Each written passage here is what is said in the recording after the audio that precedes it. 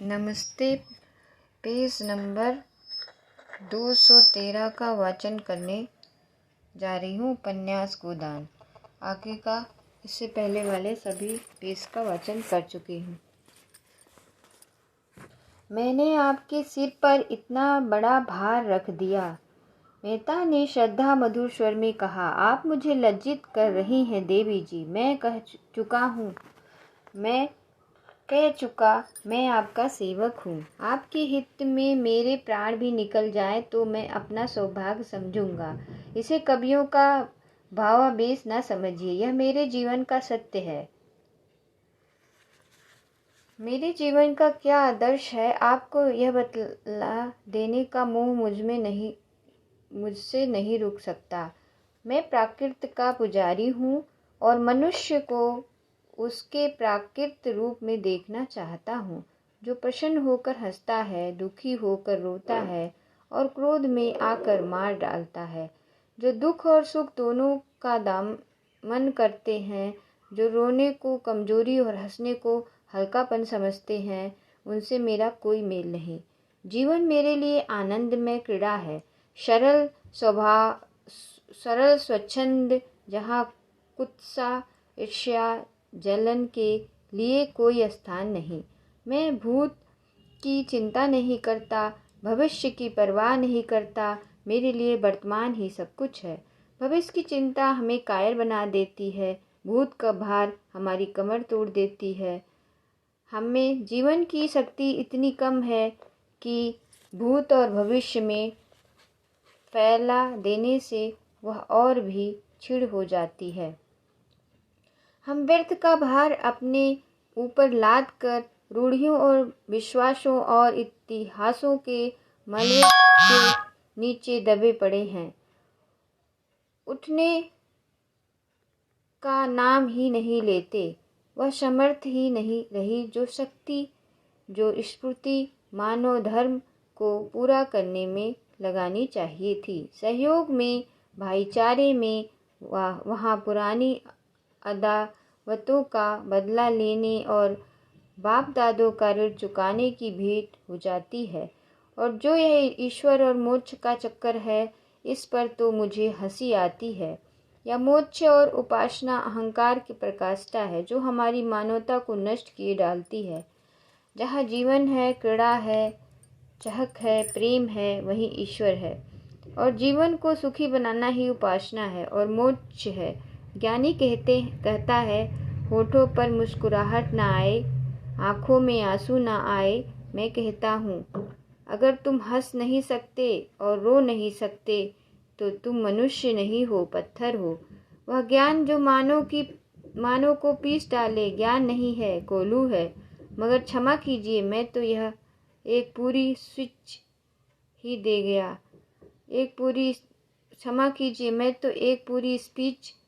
गया। अब देर हो रही है, चलिए मैं आपको पहुंचा दूं। बच्चा भी मेरी गोद में सो गया।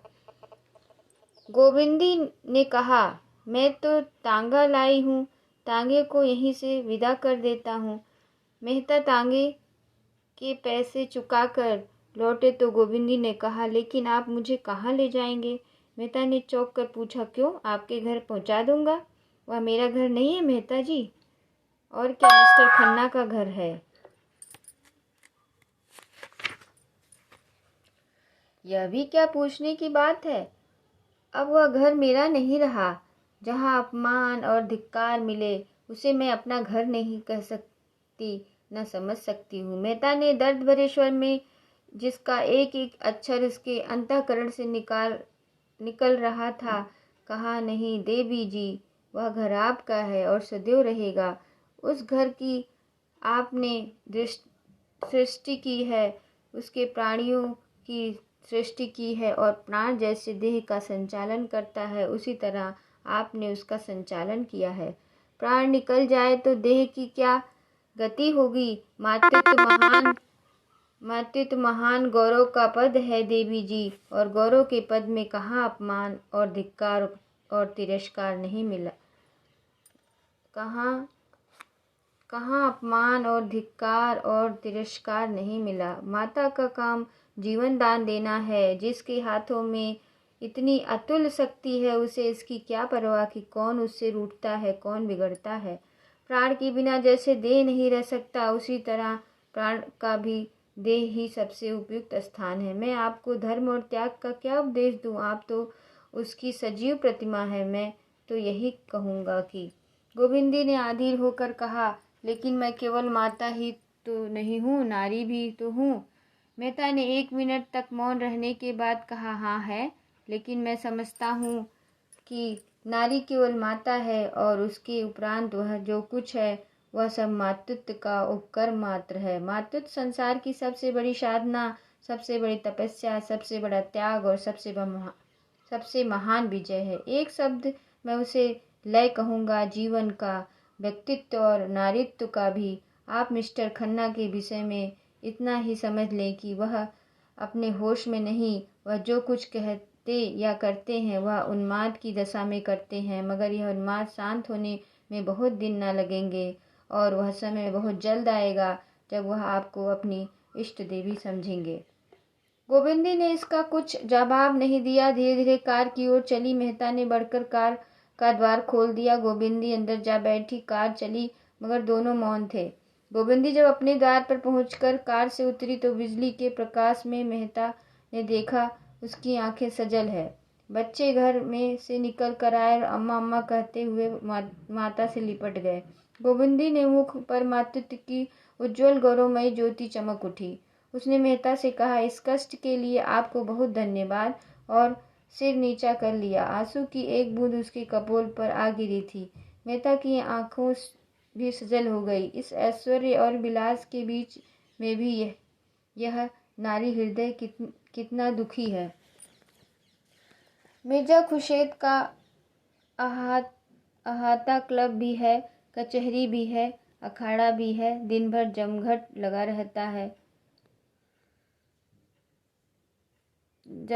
रहता है। मोहल्ले में अखाड़े के लिए कहीं जगह नहीं मिलती थी। मिर्जा ने एक छप्पर लगवा कर अखाड़ा बनवा दिया। वहाँ नित्य 100-50 लड़कियाँ आ जुटते हैं। फिर मिर्जा जी भी उनके साथ जोर करते। मोहल्ले की पंचायतें भी यहीं होती। मियाँ बीबी, सास और सास बहू और भाई भाई के झगड़े टंडे यहीं चुकाए जाते। मोहल्ले के सामाजिक जीवन का ही केंद्र है और राजनीतिक आंदोलन का भी। आए दिन सभाएं होती रहती। यहीं स्वयं सेवक टिकते, यहीं उनके प्रोग्राम बनते, यहीं से नगर का राजनीतिक संचालन होता। पिछले जलसे में मालती नगर कांग्रेस कमेटी की सभा नेत्री चुन ली गई। तब से इस स्थान की रौनक और भी बढ़ गई। गोबर को यहाँ रहते साल भर हो गया। अब वह सीधा साधा ग्रामीण युवक नहीं है। उसमें बहुत कुछ दुनिया देख ली और संसार का रंग ढंग भी कुछ कुछ समझने लगा। मूल में वह अब भी देहाती है। पैसे की दांत से पकड़ता है, स्वार्थ को कभी नहीं छोड़ता और परिश्रम से जी नहीं चुराता, न कभी हिम्मत हारता। लेकिन शहर की हवा उसे ही लग गई। उसने पहले महीने में तो केवल मजदूरी की और आधा पेट खाकर थोड़े से रुपए बचा लिया। फिर वह कचालू और मटर और दही बड़े के खोंचे लगाने लगा। इधर ज़्यादा लाभ देखा तो नौकरी छोड़ दी। गर्मियों में शरबत और दारू की दुकान भी खोल दी। लेन देन में खरा था, इसलिए उसकी साख जम गई। जाड़े आए तो उससे शरबत की दुकान उठा दी और गर्म चाय पिलाने लगा। अब उसकी रोज आना आमदनी 2.5-3 रुपए से कम नहीं। उसने अंग्रेजी फैशन के बाल कटवा लिए, महीन धोती और पंपशू पहनता है। एक लाल ऊनी चादर खरीद ली और पान सिगरेट का शौकीन हो गया। सभाओं में आने जाने से उसे कुछ राजनीतिक ज्ञान भी हो चला। राष्ट्र और वर्ग का अर्थ समझने लगा। सामाजिक रूढ़ियों की प्रतिष्ठा और लोक निंदा का भय अब उसमें बहुत कम रह गया। आए दिन पंचायतों ने उसे निसंकोच बना दिया। जिस बात के पीछे वह यहाँ घर से दूर मुंह छिपाए पड़ा हुआ है, उसी तरह की बल्कि उससे भी कहीं निष्पन्न बातें या नित्य हुआ करती है और कोई भागता नहीं। फिर वही क्यों इतना डरे और मुंह चुराए। इतने दिनों में उसने एक पैसा भी घर नहीं भेजा। वह माता पिता को रुपए पैसे के मामले में इतना चतुर नहीं समझता। वे लोग तो रुपए पाते ही आकाश में उड़ाने लगेंगे। दादा को तुरंत गया करने की और अम्मा को गहने बनवाने की धुन सवार हो जाएगी। ऐसे व्यर्थ के कामों के लिए उसके पास रुपए नहीं। अब वह छोटा मोटा महाजन है। पड़ोसन के एक्के वालों, गाड़ी वालों, धोबियों की सूद पर रुपए उठा देता। इस 10-11 महीने में ही उसने अपनी मेहनत और किफ़ायत और पुरुषार्थ से अपना स्थान बना लिया और अब झुनिया को यही लाकर रखने की बात सोच रहा है। तीसरे पहर का समय है। वह सड़क के नल पर नहा कर आया और शाम के लिए आलू उबाल रहा है कि मिर्जा खुर्शीद आकर द्वार पर खड़े हो गए। गोबर अब उसका नौकर नहीं है, पर अदब उसी तरह करता है और उसके लिए जान देने को तैयार रहता है। द्वार पर जाकर पूछा, क्या हुक्म है सरकार? मिर्जा ने खड़े खड़े कहा, तुम्हारे पास कुछ रुपए हो तो दे दो। आज 3 दिन से बोतल खाली पड़ी है।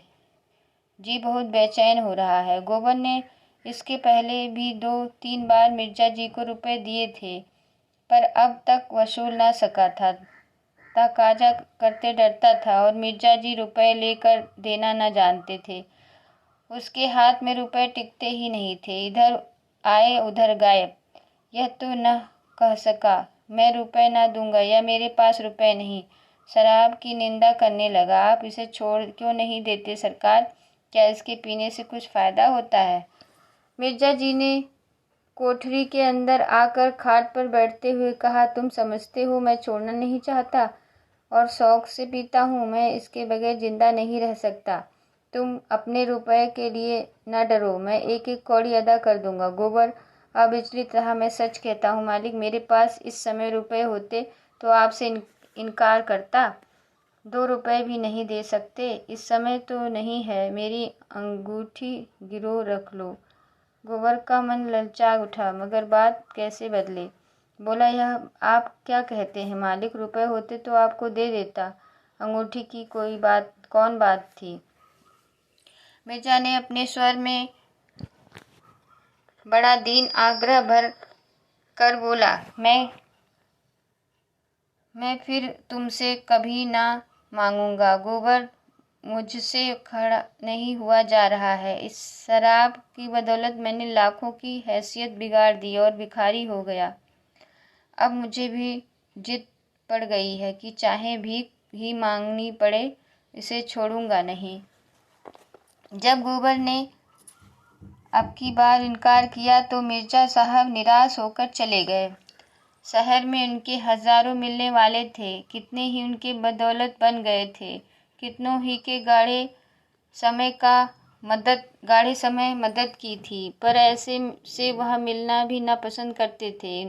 उन्हें ऐसे हजारों लटके मालूम थे जिससे वह समय समय पर रुपए के ढेर लगा देते थे, पर पैसे की उनकी निगाह में कोई कद्र न थी। उसके हाथ में रुपए जैसे काटते थे। किसी न किसी बहाने उड़ाकर ही उनका चिंता शांत होता था। गोबर आलू छीलने लगा। साल भर के अंदर ही वह इतना काइयाँ हो गया था और पैसा जोड़ने में इतना कुशल कि अचरज होता था। जिस कोठरी में रहता वहाँ मिर्जा साहब ने दी थी। इस कोठरी और बरामदे का किराया बड़ी आसानी से 5 रुपए मिल सकता है। गोबर लगभग साल भर से उसमें रहता था, लेकिन मिर्जा ने न कभी किराया मांगा न उसने दिया। उन्हें शायद ख्याल भी न था कि इस कोठरी का कुछ किराया भी मिल सकता है। थोड़ी देर में एक एक्के वाला रुपए मांगने आया। अलादीन नाम था। सिर घुटा हुआ, खिचड़ी दाढ़ी। उसकी लड़की विदा हो रही थी। 5 रुपए की उसे ज़रूरत थी। गोबर ने उसे 1 आना रुपया सूद पर दे दिया। अलादीन ने धन्यवाद देते हुए कहा, भैया अब बाल बच्चों को बुला लो, कब तक हाथ से ठोकते रहोगे। गोबर ने शाह के खर्च का रोना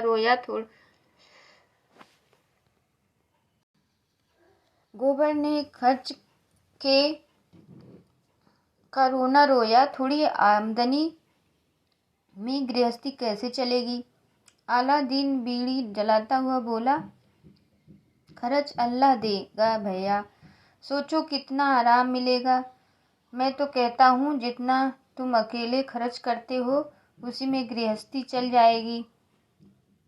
औरत के हाथ में बड़ी बरकत होती है। खुदा कसम, जब मैं अकेला यहाँ रहता था तो चाहे कितना भी कमाऊँ, खा पी सब बराबर, बीड़ी तंबाकू को भी पैसा न रहता।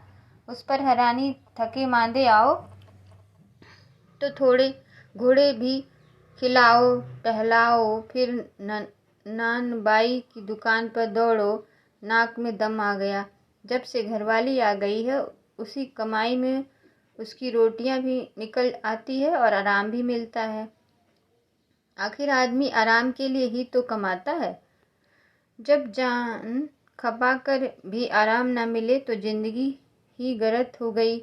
मैं तो कहता हूँ तुम्हारी कमाई बढ़ जाएगी भैया। जितनी देर में आलू और मटर उबालते हो उतनी देर में 2-4 प्याले चाय बेच लोगे। अब चाय 12 मास चलती है। रात को लेटोगे तो घरवाली पाँव दबाएगी, सारी थकान मिट जाएगी।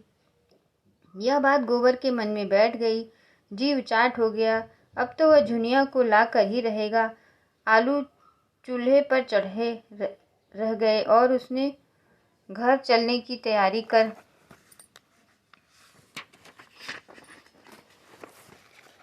दी। मगर याद आया कि होली आ रही है, इसलिए होली का सामान भी लेता चले। कृपाण लोगों में उत्साह पर दिल खोल कर खर्च करने की जो एक प्रवृत्ति होती है उसमें भी सजग हो गई। आखिर उसी दिन के लिए तो कौड़ी कौड़ी जोड़ रहा था। वहाँ माँ बहनों और झुनिया उसके लिए एक एक जोड़ी साड़ी ले जाएगा। होरी के लिए एक धोती और एक चादर, सोना के लिए तेल की शीशी ले जाएगा और एक जोड़ा चप्पल, रूपा के लिए एक जापानी गुड़िया और झुनिया के लिए एक पिटारी जिसमें तेल सिंदूर और आईना होगा। बच्चों के लिए टोपा और फ्रॉक जो बाजार में बना बनाया मिलता है। उसने रुपए निकाले और बाजार चला। दोपहर तक सारी चीजें आ गई, बिस्तर भी बंध गए। मोहल्ले वालों को खबर हो गया गोबर घर जा रहा है। कई मर्द औरतें उसे विदा करने आए। गोबर ने उन्हें अपना घर सौंपते हुए कहा, तुम्ही लोगों पर छोड़े जाता हूँ। भगवान ने चाहा तो होली के दूसरे दिन लौटूंगा। एक युवती ने मुस्कुरा कर कहा, मेहरिया को बिना लिए ना आना, नहीं तो घर में ना घुसने पाओगे। दूसरी पौड़ ने शिक्षा दी, हाँ और क्या, बहुत दिनों तक चूल्हा फूंक चुके, ठिकाने से रोटी तो मिलेगी। गोबर ने सबको राम राम किया। हिंदू भी थे, मुसलमान भी थे, सभी में मित्र भाव था। सब एक दूसरे के दुख दर्द के साथी थे। रोजा रखने वाले रोजा रखते थे, एकादशी रखने वाले एकादशी। कभी कभी विनोद भाव से एक दूसरे पर छींटे भी उड़ा देते थे। गोबर अलादीन की नमाज को उठा बैठी करता। अलाउद्दीन पीपल के नीचे स्थापित सैकड़ों छोटे बड़े शिवलिंगों को बटखरे बनाता, लेकिन सांप्रदायिकता द्वेष का नाम भी न था। गोबर घर जा रहा है, सब उसे हंसी खुशी विदा करना चाहते हैं। इतने में भूरे इक्के लेकर आ गया भी दिन भर का धावा मार कर आया था। खबर मिली गोबर जा रहा है, वैसे ही इक्का इधर फेर दिया। घोड़े ने आपत्ति की, उसे कई चाबुक लगाया। गोबर ने इक्के पर सामान रखा, इक्का बढ़ा। पहुंचाने वाले गाड़ी के मोड़ तक पहुंचाने आए। तब गोबर ने सबको राम राम किया और इक्के पर बैठ गया। सड़क पर इक्का सरपट दौड़ा जा रहा था। गोबर घर जाने की खुशी में मस्त था। भूरे उसे घर पहुंचाने की खुशी में मस्त था और घोड़ा था पानीदार उड़ा चला जा रहा था। बात की बात में स्टेशन आ गया। गोबर ने प्रसन्न होकर 1 रुपया कमर से निकालकर भूरे की तरफ बढ़ाकर कहा, लो, घर वालों के लिए मिठाई लेते जाना। भूरे ने कृतज्ञ भरे तिरस्कार से उसकी ओर देखा। तुम मुझे गैर समझते हो भैया, एक दिन जरा इक्के पर बैठ गए तो मैं तुमसे इनाम लूंगा। जहाँ तुम्हारा पसीना गिरे वहाँ खून गिराने को तैयार हूँ। इतना छोटा दिल नहीं पाया, और ले भी लूं तो घरवाली मुझे जीता ना छोड़ेगी। गोबर ने फिर कुछ ना कहा, लज्जित होकर अपना असबाब उतारा और टिकट लेने चल दिया। फागुन अपने झोली में नवजीवन की विभूति लेकर आ पहुंचा था। आम के पेड़ दोनों हाथों से बौर के सुगंध बांट रहे थे। कोयल आम की डालियों में छिपी हुई संगीत का गुप्त दान कर रही थी। गांव में ऊख की बोआई लग गई थी। अभी कुआं धूप नहीं निकली, पर होरी खेतों में पहुंच गया। धनिया, सोना, रूपा तीनों तलैया से ऊख के भीगे हुए गट्ठे निकाल कर खेतों में ला रही थी, और होरी गड़ासे से ऊख के टुकड़े कर रहा था। अब वह दाता दीन की मजूरी करने लगा। अब वह किसान नहीं, मजूर है। दाता दीन से अब उसका पुरोहित जजमान का नाता नहीं, मालिक मजदूर का नाता। दाता दीन ने आकर डांटा, हाथ और फुर्ती से चलाओ होरी, इस तरह तो तुम दिन भर में न काट सकोगे। होरी ने आहत अभिमान के साथ कहा, चला ही तो रहा हूँ महाराज, बैठा तो नहीं हूँ। दाता दीन मजूरों से रगड़ कर काम लेते थे, इसीलिए उनके यहाँ कोई मजूर टिकता न था। होरी उसका स्वभाव जानता था, पर जाता कहाँ। पंडित उसके सामने खड़े होकर बोले, चलाने में भेद है। एक चलाना वह है कि घड़ी भर में काम तमाम, दूसरा चलाना वह है कि दिन भर में भी एक बोझ ऊख न काटे। होरी ने विष का घूंट पीकर और जोर से हाथ चलाना शुरू की। इधर महीनों से उसे पेट भर भोजन न मिलता था। प्रायः 1 जून तो चबेने पर ही कटता था। दूसरे जून भी कभी आधा पेट भोजन मिले, कभी कड़का हो गया। कितना चाहता था कि हाथ और जल्दी उठे, मगर हाथ जवाब दे रहा था। इस पर दाता दीन सिर पर सवार थे। क्षण भर दम ले लेना पाता तो ताज़ा हो जाता, लेकिन दम कैसे ले, घुड़कियां पड़ने का भय था।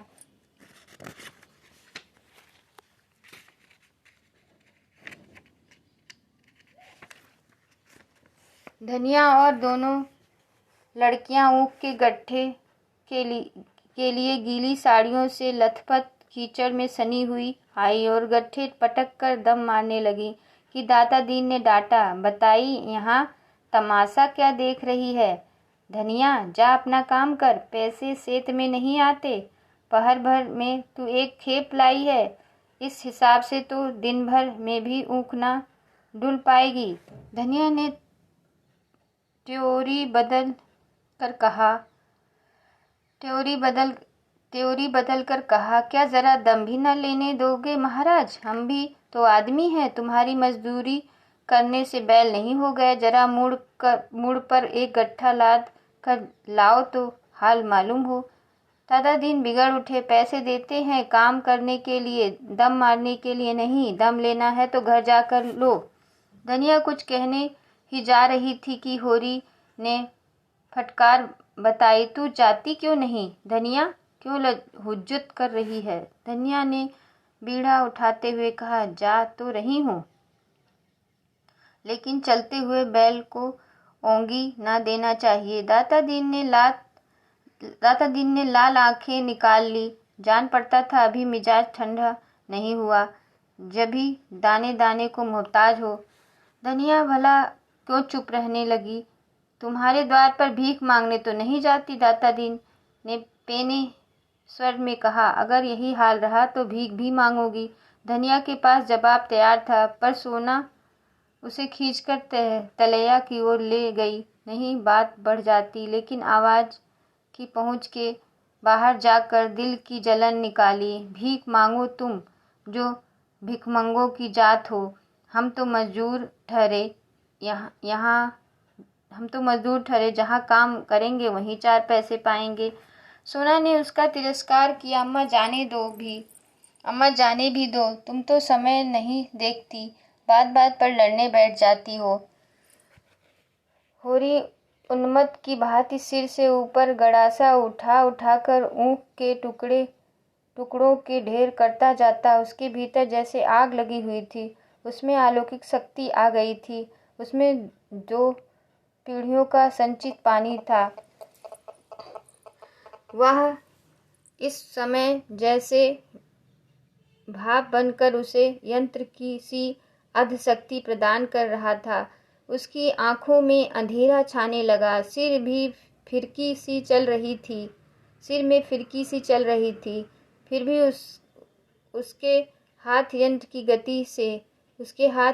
गति से फिरकी मतलब चक्कर से, फिरकी हम लोग चलाते हैं इस तरह, फिरकी सी चल रही थी। उसके हाथ यंत्र की गति से, सिर उसका फिरकी था, नहीं सिर में चक्कर आ रहा था और हाथ फिर भी तेज चला रहा था। मशीन की बात, बिना थके बिना रुके उठ रहे थे। उसकी देह से पसीने की धार निकल रही थी। मुंह से फिचकुर छूट रहा था और सिर में धम धम का शब्द हो रहा था, पर उस पर जैसे कोई भूत सवार हो गया हो। सहसा उसकी आंखों में निविड़ अंधकार छा गया। अब आगे